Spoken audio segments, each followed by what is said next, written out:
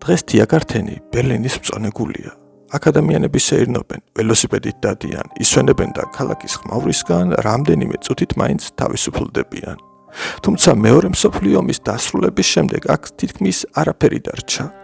ბერლინი ასობით საჰაერო თავდასხმისა და ქალაქისთვის გამართული სასტიკი ბრძოლების ეპიცენტრი გახდა. ქალაქის დიდი ნაწილი ნანგრევებად იქცა. თიაგართენი დაბომბვებმა და სახმელეთო ბრძოლებმა თითქმის გაანადგურა.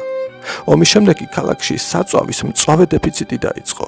ადამიანებს გათბობა სჭირდებოდათ და სხვა გამოსავალი აღარ ჰქონდათ. ამიტომ თიაგართენის ხეებს ჭრიდნენ და შეშად იყენებდნენ. ომამდე აქ დაახლოებით 200,000 ხე იდგა.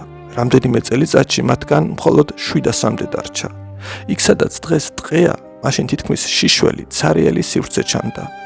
ომის შემდგომი შიმშილის გამო პარკის თავისუფალ ტერიტორიებზე კარტოფილი, ბოსტნეული და სხვა სასოფლო-სამეურნეო კულტურები დათესეს.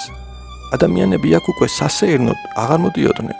ისინი საკუთარი ოჯახების გადასარჩენად მუშაობდნენ. პარკი დროებით სასოფლო-სამეურნეო მიწად გადაიქცა.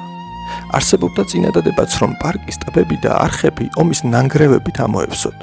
თუმცა ეს გეგმა საბოლოოდ არ განხორციელდა. 1945 წლის 2 ივლისს ომის დასრულებიდან სულ რამდენიმე კვირაში ბერლინის ქალაქის ხელისუფლებამ თიაგართენის აღდგენის ოფიციალური გადაწყვეტილება მიიღო.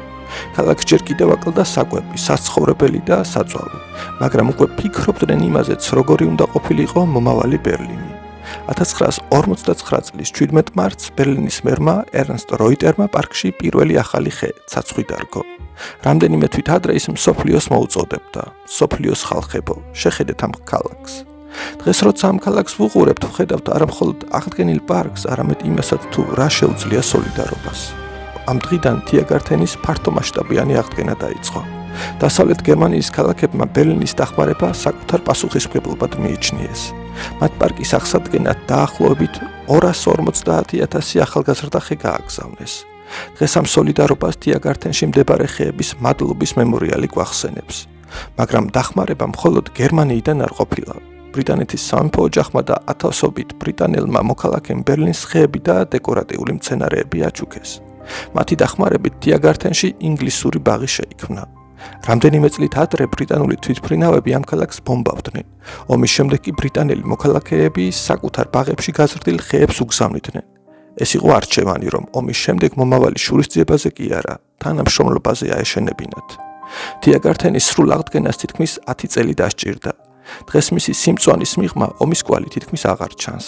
განადგურებას ზოგჯერ რამდენიმე დღე ჰყოფნის. აღდგენას კი წლები შრომა და სოლიდარობა სჭირდება. ომის შემდეგ ბერლინმა თიაგართენში მხოლოდ ხეები არ დარგო, მან მომავალი დარგო.